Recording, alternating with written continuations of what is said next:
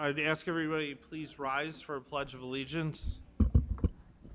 I pledge allegiance to the flag of the United States of America and to the republic for which it stands, one nation, under God, indivisible, with liberty and justice for all.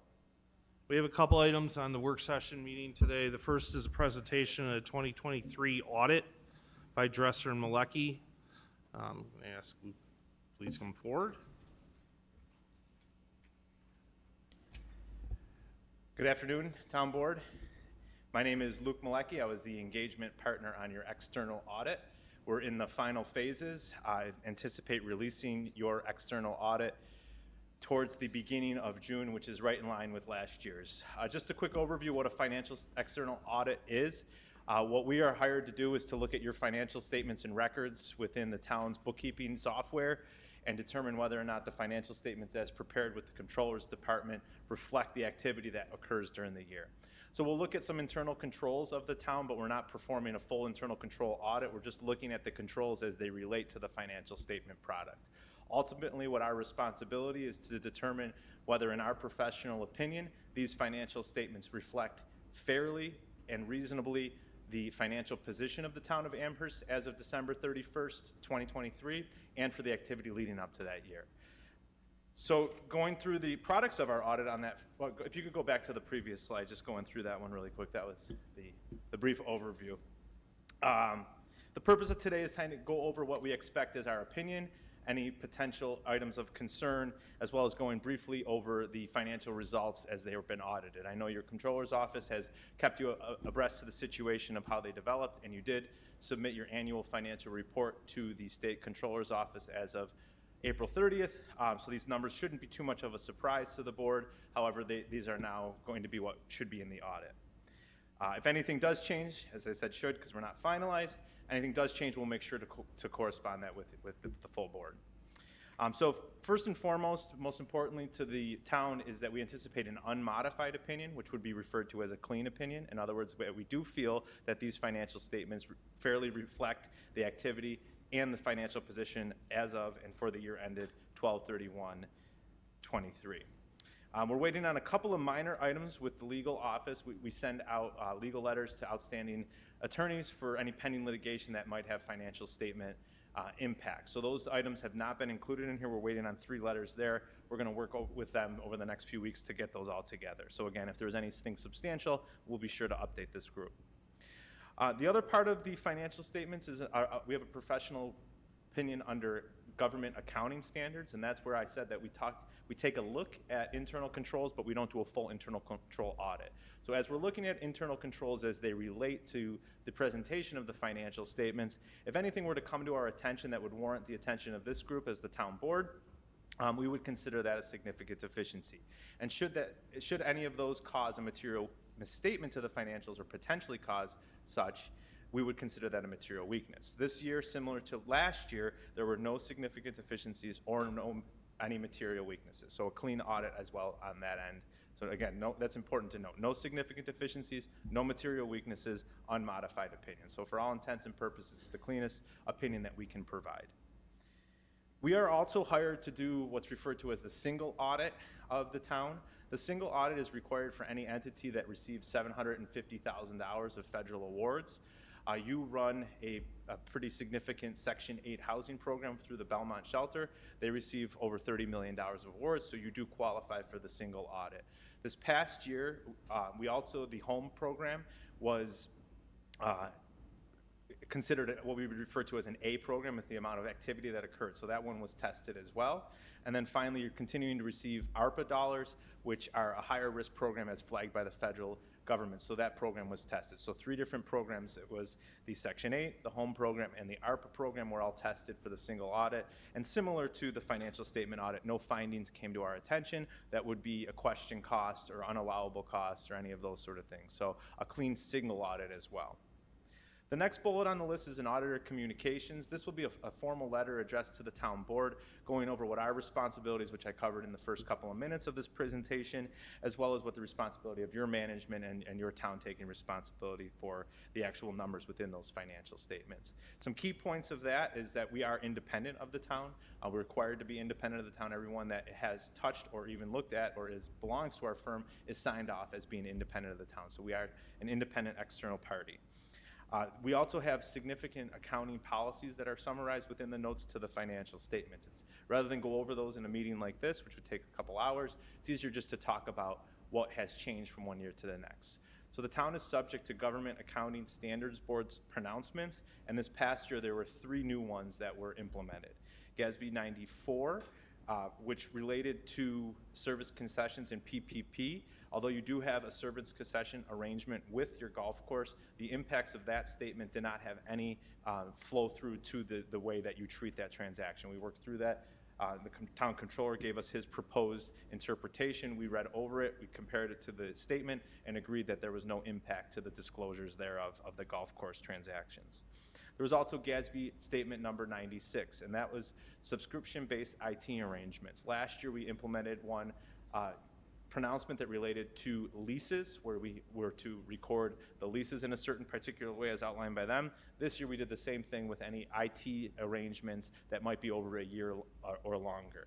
There were no look-backs, so we didn't have to do any restatements, but the town did enter into an arrangement this year related to the body cameras that is recognized in the financial statements under those pronouncements. So without getting into too much detail as the hows and the whys of what the pronouncement does, those do exist, and they're explained a little bit more detail in the notes to the financial statements. And of course, as you're going through those, if any questions arise that aren't addressed by your town controller's office, our contact information will be on the final slide. Feel free to reach out to our firm. The last pronouncement is GASB statement number 99, and that one had no impact to this town at all, so we will pass on talking about that one. Also within that letter talks about some significant estimates that occur year over year. We are required to just explain that these are estimates, but what we're to do is to take them into consideration with the actuarial reports or the in-house estimates as they're calculated to determine whether or not they are reasonable as it stands to the industry standards. Those include workers' compensation liability, compensated absences, other post-employment benefits liabilities, pension, judgments and claims, and then the LOSAP valuation. So each of those we look at, and we felt that we were comfortable with those. So just again, a matter of clerical nature, that we do go over those and make sure that they are representative of what the industry would expect. We had full cooperation with the town, very quick in and out audit. We come in at the very end of March and have all of our field work wrapped up so that we can present to you guys right at the board meeting, right after you submit the annual financial report. So it takes a lot of coordination, so I appreciate the help from the finance office and throughout the entire town. We're going to 5 different departments within your town, as well as some random selections that we rotate on a regular basis. So it's not an easy process. It takes several hundred hours to get it done, and your town is very accommodating. Finally, there's some adjusting journal entries that we propose as we go through our audit work. Those are pretty standard in nature and didn't differentiate year over year. It's another gauge that you can metrics the quality of work that's being done in your controller's office. So a job well done down there, and really through every department that we experienced. On the management letter that will be issued to the town board, the town controller marks that as a confidential item, but as you go through that, you're going to notice that there are 3 items that were either removed from last year's letter or improved upon. Those related to some departmental procedures, as well as some HR employee separation procedures, and an item regarding collateral. That was all because the town had made some positive traction in addressing those in last year's letter. So another good positive report there. Finally, the last bullet is the departmental reports. We do issue a separate standalone cash basis financial statements for the town clerk and tax receiver, the town justices, youth and rec, as well as the senior center. So as we went through the audit, we did perform those. So just shifting gears, if you had any questions on the qualitative, shifting gears to the financial, if we go to the next slide. What we look at with your town, we've grown accustomed to showing what we refer to as the operating funds. So this would include all your special districts, your general fund, your town outside village fund, as well as a special purpose fund, commonly called your trust fund, where a lot of your rec fees and those kind of things are recorded in that. It does not include the special grant fund, which houses that Section 8 program, as well as the capital projects funds, which we could see a lot of one-time shifting. So this, for all intents and purposes, is the operation nature of the town. As you can see, after a quick uptick in 2020, which we saw pretty much industry-wide at different levels, from sales tax getting injected, as well as some inflationary trends kind of hitting in 2021, and some ARPA funding, it's since leveled off on both the revenues and the expense side. The revenues over the last 3 years that you're looking at are about an average of about 0.5% increasing, and expenditures, meanwhile, even in the course of those inflationary trends, were pacing at about 2% per year as increases. So at the end of this fiscal year, the difference between the $147.6 million and $144.6 million would be considered your change in fund balance for these operating funds. That's about $3 million. Of that, I will say, relates to about half of that relates to a change in your length of service awards program. I referred to it earlier as a LOSAP. That's not town money. That's just you're the custodian of that money, but it does get captured in there. So your true operating funds actually change by about $1.5 million over the course of the fiscal year. The next slide will break out some components of the revenues. Overall, on the revenues, when you look at them compared to budgets, the town's budget was outperformed for interest earnings as well as band premium, and underperformed related to really the large one that it underperformed and is a concern kind of really countrywide as mortgage rates goes up is the mortgage tax that did not meet expectations, and it actually declined from year over year. So when you're looking at your year over year revenues, when you're comparing to 22, they did increase by about $600,000. As I said, mortgage tax did decline, mostly because we saw mortgage interest rates ramp up, so the housing market cooled down, as well as there were nobody really refinancing at that point. So that revenue line decreased by about $2 million. The town is starting to see kind of a fall off of the ARPA aid, which spiked in 2021, was starting to wean off in 2022, and decreased another $1 million in 2023. So both of those components in revenue are in that second to last category that went from 15.3, which was the kind of the introduction of ARPA. Mortgage rates were still low at that time, so they're still getting that revenue, and then has since tailed off to about $6.7 million in that category. On another somewhat negative area that would be more of the result of probably the industry as far as the housing economy is licenses and permits tailed off. We saw that similar to many other municipalities that we work with, and that one decreased by about $1.5 million. So that's its standalone category on there, decreasing from about $4.5 million to $2.9 million. On the positive side of things, sales tax did continue to increase, not by the leaps and bounds that we saw from 2020 to 2021, but it did go up by $1.3 million. And a positive side of the increase in the interest rates on the mortgage side is that you now have more revenues in the interest earnings. We saw that line item increase by about $600,000. So a pretty stable year as far as the revenues outweighing the revenue increases outweighing the decreases, but certainly something to be aware of as we see those revenues from outside sources start to level off. On the next slide, we'll take a quick look at the operating funds expenditures. Operating funds expenditures performed overall under their budgeted amounts. You had some pretty decent budgetary savings within the utility line items as well as contractual expenses. Personal services was under the budget, as well as the retirement payouts and the expenses thereof. When we look at the budgets year over year, the expenditures year over year, their total expenditures were $144.6 million. That's about a $2.7 million increase from last year. Just going through the categories, public safety, that category houses your police, dispatch, and fire. That one increased by about $2.5 million. And the reason for that increase is the increases in health insurance as well as some retirements. Although they didn't go to budget, they still did have some extra retirement payouts within there, and then some regular salary increases as well as the step increases. And the home and community services maintained somewhat of a level line from 22 to 23. That includes your sewer, drainage, and garbage funds. So nice, stable area of the government there. The next item down is the general government support. That houses a lot of the inflationary type costs. A lot of contractual costs and supplies and those kind of items are within there. So we expected to see a little bit more of an increase than we did, as well as seeing some increases from salaries and from the steps. That combined for about a $2 million increase in that general government support line. That's all within your general fund as well. The next item, debt service, although it did increase from last year, it kind of hovered right close to what your 4-year previous average was. It was about $13.5 million for the average of 2019 to 2022, ended the year at about 14.7. Main reason for that increase, again, was the ban interest rates are now increasing as well. So the cost of the short-term debt went up quite a bit across the industry. The final two items are your transportation, which includes your highway and lighting fund. So that's what the 22 uptick was, the lighting project that was within there, and we started to see that cost, the contractual costs, go down in 2023 as there are no rentals within there. In the other category, there's a little bit of a small chunk of health cost in there, not about $47,000, so not really material to the financial statements. But there is about $2.7 million of economic assistance and opportunity, so some programs that the town offers related to those items, and that changed very nominally, about $260,000, so not a very big change.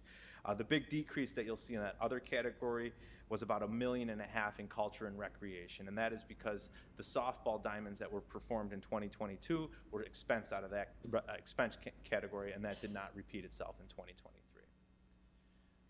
So what that looks like on your total fund balance is you have a total fund balance across all your operating funds of $66.3 million. Within that, the top two portions we would consider as restricted and not available for spending in future budgets. Those are either restricted mostly for that LoSAP program. About $16 million of that 26.7 is offhand. It's not even town's money. You're just administering that amount. It belongs to the program. So after you take that out, you're looking at about $56 million of fund balance, and about 23 of that is categorized as highly restricted. The remaining 31.8 is either assigned for specific purposes, which is in your town is for the subsequent year's budget, which would be the 24 budget, or purchase orders that have been executed but not fulfilled yet, which we refer to as encumbrances. That's what that $7.7 million. The $24.1 million is a combination of unassigned funds in the general fund as well as assigned for the specific fund use. So for the leftover portion of the highway, drainage, sewer, and et cetera funds is within there. Those are that's the amount that is subject to the town's fund balance policy of maintaining about 10% of the next year's budget. So you can see the big shift, although fund balance did increase by about $3 million, and I will note that about $1.5 million of that was related to LoSAP, the total unassigned and assigned for specific use portion did increase a little bit, and that is because of the reduction of the funds that were allocated, the savings accounts that were allocated to the 24 budget. So what we saw was that portion between the encumbrances and the assigned for next year's budget was 11.2. In 22's fiscal year. At the end of 23, we saw it dip to 7.7. The next slide takes a closer look specifically at the general fund, as that does house most of the activity of the town. That fund did have a decrease of about $4.2 million year over year. The original anticipated use of that fund was about $6.6 million plus some carryover of some encumbrances. So although it did decrease, it didn't decrease to the expectations of the original budget that was adopted for 2023. What we saw during the year is that the large reduction in the second to last portion, the 8.6 to the 2.8 million, is the town's removal of about $6 million that is to be allocated for use in the 2024 budget. Because that amount was reduced, it did cause the unassigned portion to be $11.7 million, which on the next slide will show is within the town's policy of being at least 10% and is at $13.3 million. So the final slide that has numericals on it includes the unassigned portion that is subject to the town's fund balance policy. So that concludes my presentation. As I said, I have my contact information on the last slide, as well as the senior manager who couldn't attend today's meeting, but his information is there. So if you have any questions as you're going through the materials, when we do release them in early June, please don't hesitate to reach out and call, and we'd be happy to either have a Teams call, face-to-face meeting, or however you would like. So if there's any questions now, I'd be happy to address them. Questions from the board first? I just have one. Thank you so much. You also went through this presentation at the AgFab meeting. Thank you so much. And you made it clear, but I want to make sure that it's clear to everyone here. The town met its fund balance obligations. We were required to keep a certain balance, and we've done that, correct? Yes. Okay, thank you, Luke. Thanks. Thank you all. All right, so we have some town board meeting items to go through, and I'm gonna just go through those now and the preparation of a consent agenda. So first, Councilman Zuccalli, you have an appointment to the FOIL board. Yes. Any reason not to do that via consent? Okay. Councilmember Marinucci, you have an appointment to Historic Preservation Commission, recommended by the Historic Preservation Commission. Yes, upon interview for the position of historian on the Historic Preservation Commission, they have recommended Ms. Wright. Any reason not to do that via consent? And then you also have the Historic Preservation Grant application. Yes, super excited about this. This will hopefully be awarded from the state to allow us to create a design guideline baseline for the town and blue rated properties to create more transparencies for people building and trying to make changes to their homes. So what consider something blue rated would be delineated for somebody before they're going to make changes. A Great. publicly available document. Super excited. Any reason not to approve that grant application via consent? Okay. Resolution 419 is a Royal Park project exemption. We're going to hold that for this evening. Resolution 240 is the First Amendment to a lease agreement with Northtown Automotive Company's original CRS 4154, CRS 4802 amendment. Any questions regarding the resolution itself? Any reason to withhold it from consent? Resolution 421 is USDA property access request for invasive species, CRS 4788. Any questions regarding that resolution? Any reason to withhold that from consent this evening? Resolution 422 is a settlement of an Article 7 matter. It's 570 DAB 59 LLC, First Town of Amherst. Any questions regarding the settlement? Any reason to withhold it from consent? Resolution 423 is an appointment of a new firefighter for Maine Transit Fire Department. Any questions regarding the appointment? Any reason to withhold the appointment from consent? Resolution 424 is an appointment of a new firefighter for North Bailey Fire Company. Any questions regarding that appointment? Any reason to withhold that from consent? Resolution 425 are budget transfers and amendments. Any questions regarding that resolution or those budget transfers? Any reason to withhold it from consent? Resolution 426 is the use of the opioid settlement funds. Any questions regarding that use of funds? Any reason to withhold it from consent? Resolution 427 is an award of mini bid 2024005 for one 2024 Chevrolet Silverado 2500, CRS 4548. Any questions regarding the resolution? Any reason to withhold it from consent? Resolution 428 is an award of bid 2024018, Building Department Vehicles, CRS 4756. Any questions regarding that resolution? Any reason to withhold it from consent? Resolution 429 is an award of bid 2024015, Townwide Dumpsters, CRS 4784 and 4785. Any questions regarding the award? Any reason to withhold it from consent? Resolution 430 is an agreement to upgrade Munis Financial Management System, CRS 4804. Any questions regarding the resolution? Yes. I know that this is an accounting system used by a number of different governments, not just throughout Western Europe, but across the United States. One of the big governments that also uses this accounting system is the city of Buffalo. Well, I know they're not a really big fan of it. We're comfortable with this accounting system? Okay. Okay, any questions, any reason to withhold it from consent? Resolution 431 is an extension of elevator maintenance and repair service contract through Omnia, CRS 4704. Any questions regarding the elevator maintenance and repair service contract? Any reason to withhold it from consent? Resolution 432 is the Erie County Water Authority request for proposal for installation of one new hydrant on New Road, CR 186, Phase 1 between Dodge Road and Smith Road. Any questions regarding the resolution? Any reason to withhold it from consent? Resolution 433 is an installation of street lighting for Muir Woods, Aspen Heights, Audubon Extension, Town of Amherst, job number 2005.008B. Any questions regarding the resolution? Any reason to withhold it from consent? Resolution 434 will be withdrawn.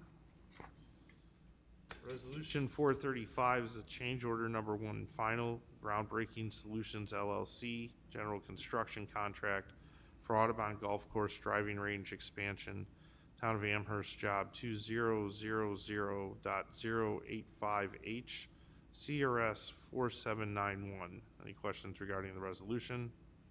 Any reason to withhold it from consent? Resolution 436 is an award of bid for J.R. Swanson Plumbing Company Incorporated for a mechanical contract for Royal Park Sports Complex improvements, Town of Amherst, job number 2019.055. Any questions regarding the resolution?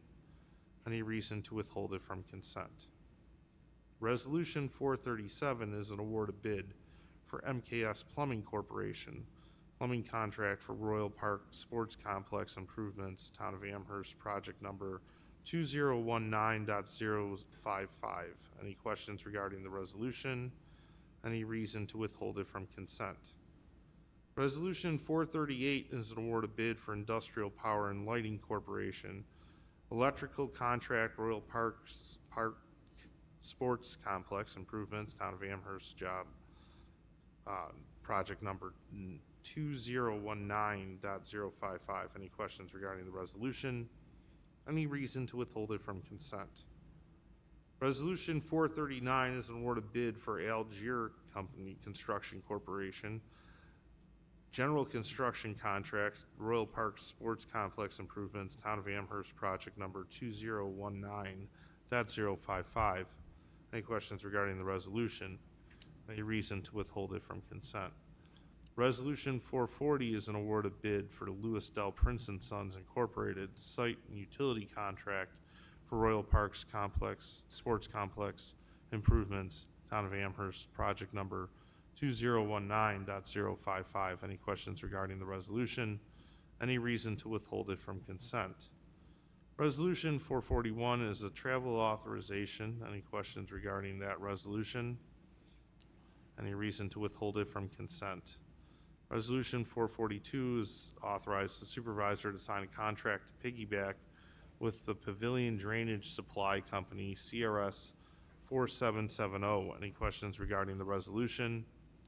Any reason to withhold it from consent?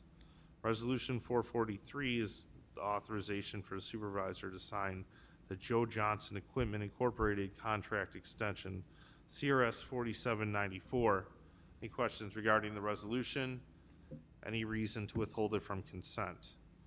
Resolution 444 is an interim release for New York Liquidation Bureau. Any questions regarding the resolution?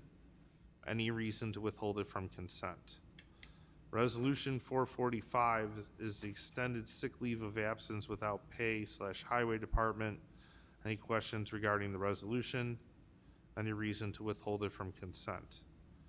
Resolution 446 is a project manager part-time for Central Fire Alarm. Any questions regarding the resolution? Any reason to withhold it from consent? Resolution 447 is a public safety dispatcher part-time for the police department.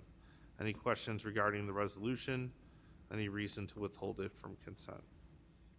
Resolution 448 is the wastewater treatment plant operator A, engineering wastewater treatment plant. Any questions regarding that resolution?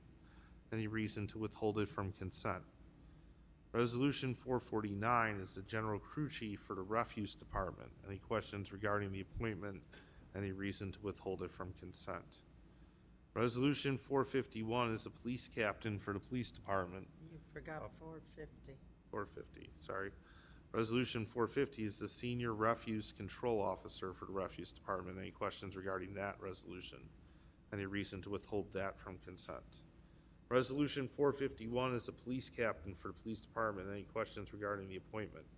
Any reason to withhold it from consent? Resolution 452 is a police lieutenant, 4 positions within the police department. Any question regarding the resolution? Any reason to withhold it from consent?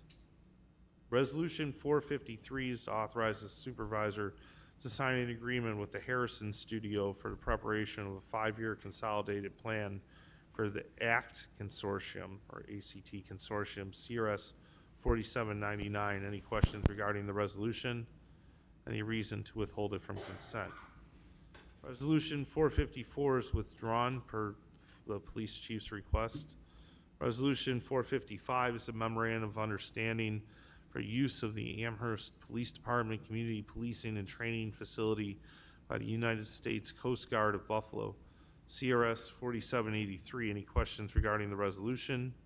Any reason to withhold it from consent? Resolution 456 is the Erie County Congregate Dining Services, CRS 4772. Any questions regarding that resolution? Any reason to withhold it from consent? I'd like it to be held for a voice vote. Okay, so we'll hold that for this evening. Thank you. Resolution 457 is a travel authorization within youth and recreation. Any questions regarding that authorization for USA Hockey Annual Congress travel? Any reason to withhold it from consent? Resolution 458 is a sound system repair, CRS 4736. Any questions regarding that sound system repair? Any reason to withhold it from consent? Resolution 459 is a grant distribution agreement with DASNY, CRS 4762. Any questions regarding the distribution agreement? Any reason to withhold it from consent? Resolution 460 is a user agreement for a car show, CRS 4767. Any questions regarding the resolution? Any reason to withhold it from consent? Communication 34 is the Amherst Symphony Orchestra request for a fee waiver. My recommendation is to grant the fee waiver. Is there any reason not to do that via consent? Communication 35 is the Boulevard Federal Credit Union request for a fee waiver. I recommend we grant that fee waiver request as well. Any reason not to do that via consent? Communication 36 is the AAUW Buffalo Branch request for a fee waiver. I recommend we grant that fee waiver. Is there any reason not to do that via consent? Communication 37 is correspondence from Sean Hopkins, Esquire. I recommend we receive this and refer it to the town attorney and town planning department. Any reason not to do that via consent? Communication 38 is correspondence from Sean Hopkins, Esquire. I recommend we receive this, refer it to the town attorney and the town planning department as well. I think we sorry. need to approve this. Oh, This we is can what approve this we one. originally wanted, was for them to do the Waterworks Corporation. Yeah, okay. I mean, can we approve it through communication though, or do we I need think a we need a resolution? reso. It requests a reso in the letter. Yeah, So I would say let's refer to the town attorney, town planning department, and request a resolution be drafted for the next board meeting. Okay. Any reason not to do that via consent? Okay, Communication 39 is a letter from Joe Rubino regarding the proposed rezoning of 1789 Dodge Road. So this was subject to a public hearing 2 years ago, and it was closed at the time of the public hearing. You wanted a report done, and we got the recommendation from the report. I think it's time to schedule a vote. Can we put it on the agenda as a resolution? Has the report been finalized on the essays? I don't think I've seen that. there's a report in. I don't know that, I don't know. It's been finalized for that section of the town. Okay, I haven't seen it. I was under the understanding that there's a larger one going. So, There's one portion that's not complete. Dan, if you're going to talk, you need to come to the mic, please. Sorry, Dan. Just want to make sure I understand. No, I'm just going to clarify. Sam may not know it, because Marty's not here. I spoke with Marty about this last week. I think Marty was doing some research on whatever requirements there might be in order to advance the resolution, i.e. hearings, that kind of thing. So I think I'd recommend just hanging on until you hear from the town attorney's office and a way forward with that. well, I think we can ask that the resolution be advanced via the attorney's office irregardless, right? Whether or not we have to, okay. Yes. So I would recommend we refer this to the town attorney with a request to advance the subject matter. Yes? Yes. Any reason not to do that via consent? No. Communication 40 is a request for judicial intervention and Article 78 proceeding Jason Matthew Martin versus Francina Spoth, Town of Amherst et al. Recommend we receive this, refer it to the town attorney. Any reason not to do that via consent? Communication 41 is the notice of claim, Philip Colson versus Town of Amherst. I recommend we receive this and refer it to the town attorney. Any reason not to do that via consent? Communication 42 is a notice of claim for State Farm Mutual Automobile Insurance, ASO, Mario Avarello versus the Town of Amherst. I recommend we receive this and refer it to the town attorney. Resolution 461 is a public improvement permit number 3113 for streetlights at Muir Woods Audubon Extension 2005.008B/SP 2020-13. Is there any reason not to approve that via consent? And resolution 462 will be withdrawn. So that completes our consent agenda for this evening. We'll have a couple of items to talk about. We do have a person who requested to be put onto the work session, didn't end up getting added regarding offshore wind. I would ask that you keep your comments brief. You're gonna have to reintroduce yourself with your name when you come forward, but if you would, please come forward and just restate your name and your association for the record. Okay.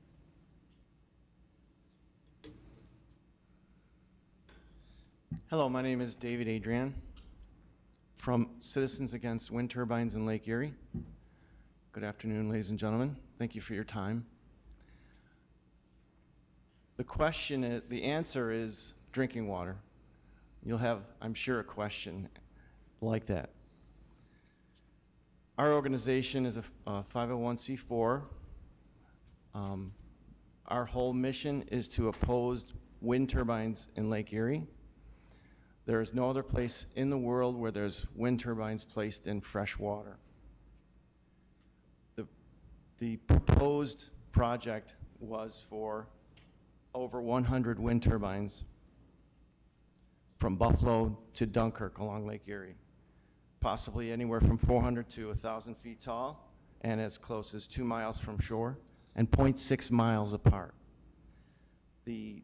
What would happen in between each one is an exclusion zone where you cannot go anywhere near 3,200 feet.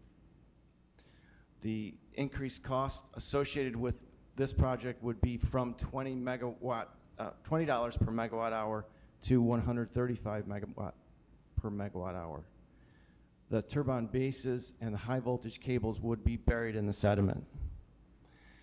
NYSERD, a New York State Energy Research and Development Agency, was tasked with the task of determining whether or not this was feasible. In 2 separate reports, they advised no further development of these wind turbines in Lake Erie. We provided that white paper for you to take a look at. Because of high cost, contamination, and the grid won't support it, and there is no telling what would happen in terms of the ice in Lake Erie. In terms of the general concern, our general concern is drinking water. I'm sure you've all heard of zebra mussels. From the pollution during the industrial era in Lake Erie, there is a concern that when they dredge the bottom to set these wind turbines in place, they will suspend that contaminated water. It will go right down to our drinking water intakes and be spread throughout Erie County. The construction, they have lubricants in the top that will leak into the surface water. The same thing will happen. We've got 11 million people drinking water from Lake Erie, so that's our concern. There's leading edge erosion that produce microplastics that can also get down into the water. Who knows what the winter ice storms would do in terms of actually servicing these units. Our concern also is having to do with Border Patrol. The radar is already affected by wind turbines and terrestrial situations out in the water. We're very concerned about what would happen with that. Obviously, the aesthetics and so forth are of concern, property values and so forth, but the biggest issue is drinking water. So what we've done is presented a resolution throughout all of Western New York. As you can see from my cell phone here, there's 16 towns that have already passed this resolution opposing wind turbines in Lake Erie. That's in Erie County. 5 have also opposed the wind turbines in Lake Erie and Chautauqua County. So we're asking if you can join with them and pass this resolution. Any questions? Actually, if I may, no offense, but I've also received a call from other individuals who are in favor of this project, and I just want to mention a few things to you. One of the calls I got was from a group of charter boat captains who believe that these particular windmills would encourage, by establishing, let's say, a base, would encourage fish and would encourage fishing near them. What would be your response to that? There's a 3,200-foot exclusion zone around each one. So even the ones that have been placed out in the ocean have exclusion zones around them for safety purposes. The 3,200-foot exclusion zone comes from that's how far the parts of the blades fly when they fail, 3,200 feet. So even though they do produce better fishing situations, by the way, I'm a charter captain as well. Okay. And so an aquatic biologist. Even though they do produce a better situation immediately around them, it doesn't matter because you won't be able to get close to them. Thank you. Okay, thank you very much. We do have an executive session item to adjourn to discuss litigation update. Bob, if you're here, you also need to add to that bargaining unit negotiations for a few minutes if you would come back. So I'm going to motion to adjourn to executive session and discuss litigation updates and current negotiations regarding a couple of bargaining units. Second. All in favor?